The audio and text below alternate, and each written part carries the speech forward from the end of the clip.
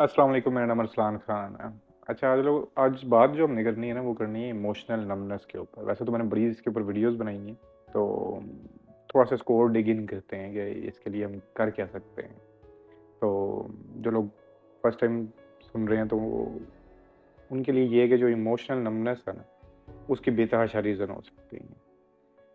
Generalised anxiety disorder, मतलब extreme depression, stress, किसी भी चीज़ का आप स्ट्रेस ले लो, ठीक है? कोई आपका कहते हैं करीबी कोई है, उसकी डेथ हो जाती है, आप उसकी वजह से नमनेस का शिकार हो जाते हो। कोई फाइनेंशियल ऐसा लॉस हो जाता है। बहुत सी ऐसी रीज़न है जिसकी वजह से आप कहते हैं इमोशनल नमनेस। और जो नमनेस होती है ना, इवेंट बेस कि किसी वजह से हुई है, कोई रिसेंटली कोई ऐसा वाक़या हो गया, तो वो विद टाइम थोड़े अरसे में खत्म हो जाती है।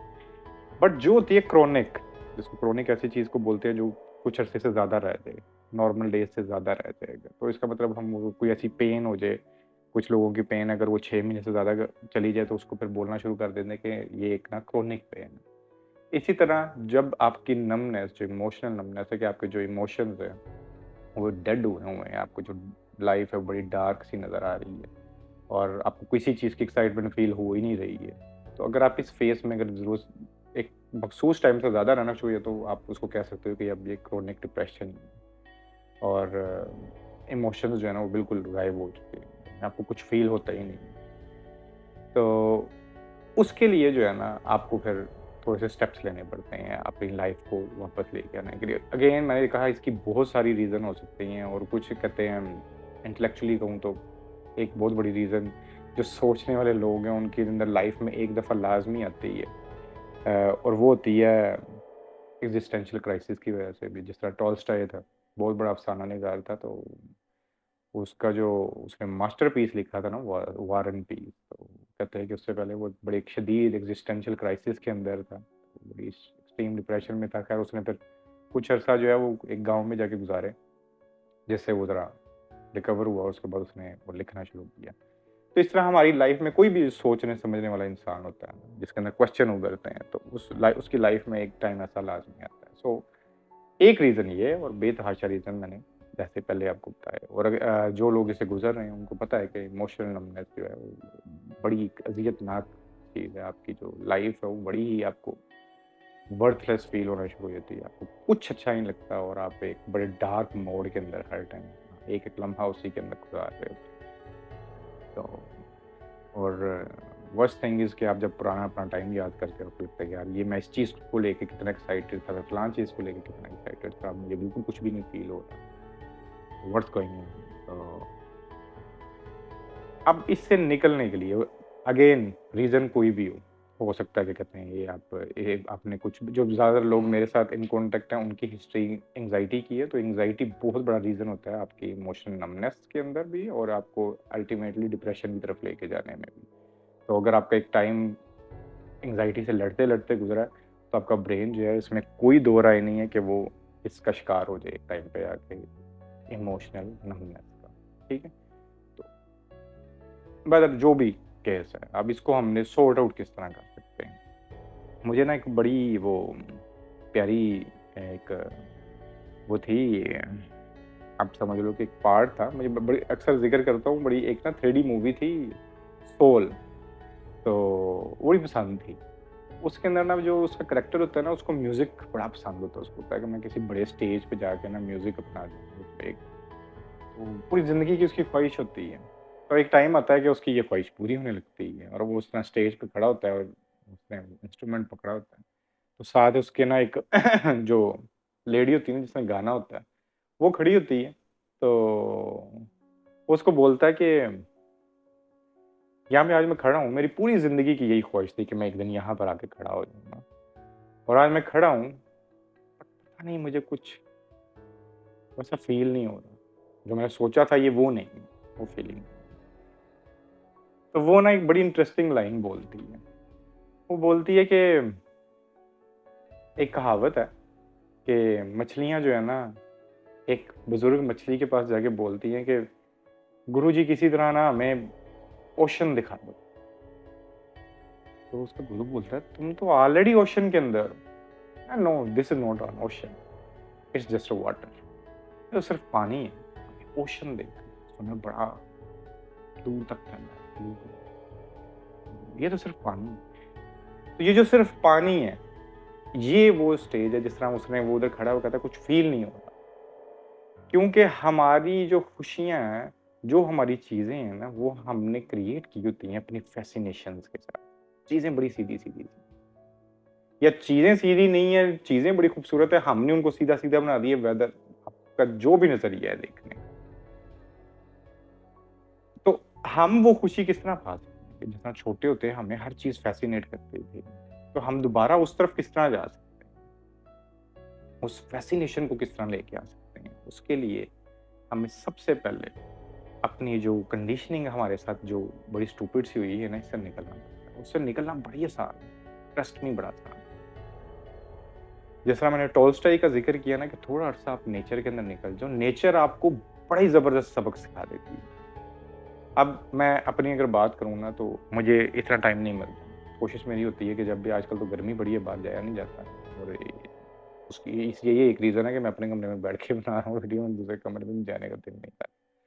तो नेचर के साथ आप जब कनेक्ट होते हो ना, तो मुझे तो जब भी मौका मिलता है, मैंने वॉक करनी है या जो भी करना है, निकल जाता हूँ। क्योंकि आप जब छोटी-छोटी चीज़ के ऊपर जब गौर करना शुरू करते हो, अब मुझे सबसे ज़्यादा टाइम जब भी मिलता है, मैं डॉक्यूमेंट्रीज़ देखता हूँ। अब मुझे हर चीज़ जो है ना, मैं कोशिश मतलब उस पे जब क्वेश्चन करता हूँ ना, तो वो फ़ैसिनेट करती है मुझे। मैं एक छोटी-सी एग्ज़ाम्पल आपके साथ शेयर करता हूँ कि कल मैं देख रहा कि एक डॉक्यूमेंट्री में बता रहे हैं कि जो आंट्स होती हैं, एक आंट्स होती हैं, एक टर्माइट्स होते हैं, दोनों मतलब किस्में ही हैं, आप कह लो। 2 किस्म की स्पीशीज़ हैं आंट्स के अंदर, कीड़ियों के अंदर। उनकी आपस में जंगें लगी रहती हैं। अब वो आपस में जंगें लड़ती रहती हैं, वो उनके कैसल्स में हमला करती हैं, वो इनके कैसल्स में हमला करते हैं। अब मज़े की बात ये है कि जब वो जंग हो जाती है, कैज़ुअलिटीज़ भी हो जाती हैं, मर जाते हैं, टर्माइट्स भी मरते हैं, आंट्स भी मरते हैं। अब उस जंग के अंदर जो सोल्जर्स, जो बेचारे जिनकी टाँगें, मतलब उनकी काफ़ी सारी टाँगें हैं, उनमें से 2-3 टाँगें टूट गई है, कुछ भी हुआ, व्हाटएवर जो भी उनको ज़ख्म लगे। जब वो वापस अपने कैसल में जाते हैं ना, तो उनके जो बाकी जो कैसल के जो लोग होते हैं ना, वो उनकी बैठ के मरहम पट्टी करते हैं।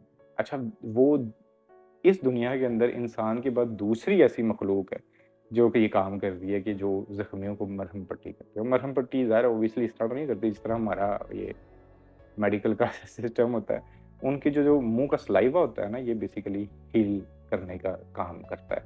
तो उनके जितने भी ज़ख्म होते हैं, जितनी भी जगह होती है, वहाँ पे जो दूसरी आंट्स होती हैं, वो सलाइवा लगाती हैं, ताकि उसका जो ज़ख्म है ना, वो जल्दी हील हो जाए, वो हो जाता है। तो ये मुझे कितनी फ़ैसिनेटिंग चीज़ है। हम हर वक़्त बैठ के आंट्स को देखते हैं। We don't know about this.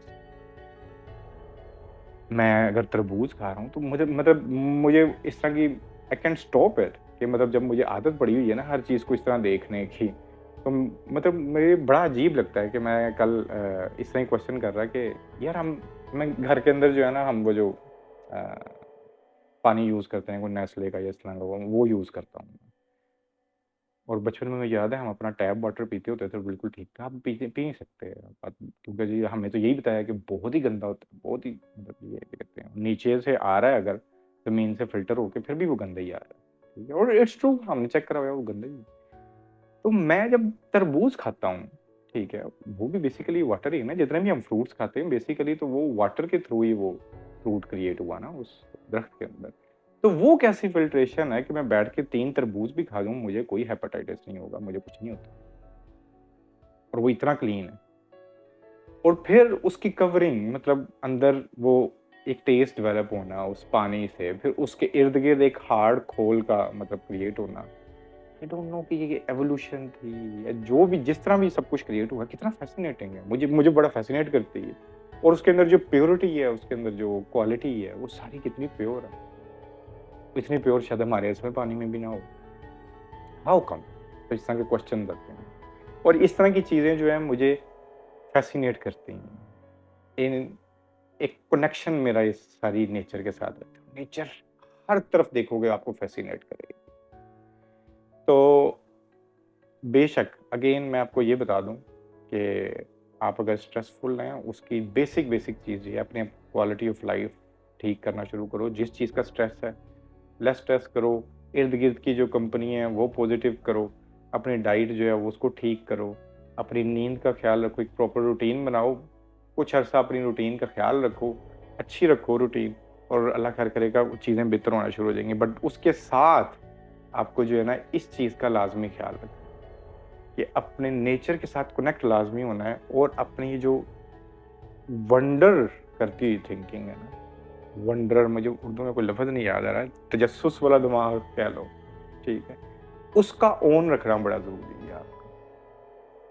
और उसको ऑन रखने के लिए एक छोटा-सा फ़ॉर्मूला अपने दिमाग में रख लो कि आप यहाँ पर ऐज़ अ वंडरर ही आए हो, ठीक है? आप इस कायनात के अंदर, इस दुनिया के अंदर, एक छोटी-सी जगह के अंदर आप आए हो, और इसको आपने क्या कहते हैं, उस तरह नहीं गुज़ार लेना जिस तरह वो प्लेटो का है ना एलेगरी ऑफ केव, उसके अंदर वो छोटी-सी जल्दी-जल्दी में बता देता हूँ एलेगरी ऑफ केव क्या है, प्लेटो का। उसके अंदर ये क्या कहते हैं, उसमें होता ये क्या कहते हैं, कुछ लोग जो अंदर के गार के अंदर है ना, तो उनके पीछे जो लोग गुज़र रहे होते हैं ना, उनका जो साया होते हैं ना, उन्होंने कुछ चीज़ें पकड़ी, उनके साये फिर रहे होते हैं। उन सायों के अंदर ही उनकी पूरी ज़िंदगी होती है कि अच्छा ये इस तरह है, ये इस तरह है, ये इस तरह है। उनको और कुछ नहीं पता होता। और फिर वो कुछ लोग होते हैं जो पीछे देख पाते हैं कि ये पीछे से लोग गुज़र रहे हैं, ये उनके साए हैं, ये सारा कुछ है। और फिर बहुत ही रेयर कोई होता है जो उस केव से बिल्कुल बाहर निकल आता है, जिसके सामने पूरी दुनिया खुल जाती है। वो तो कहता है कि सब स्टूपिड था।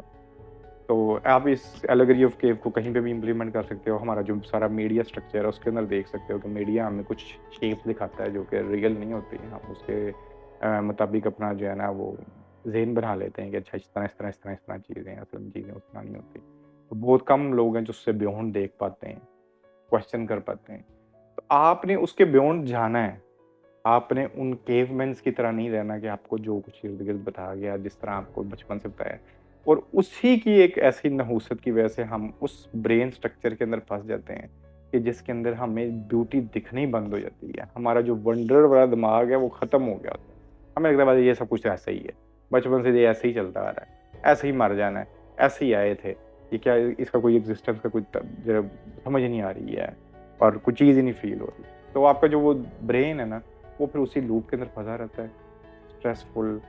और अगेन वन लास्ट थिंग, जिस तरह नेचर आपको लेके जाना चाह रही है, आपको उस तरह जीना है, ना कि अपनी मनमानियाँ उसके अंदर थोपने की कोशिश करनी है।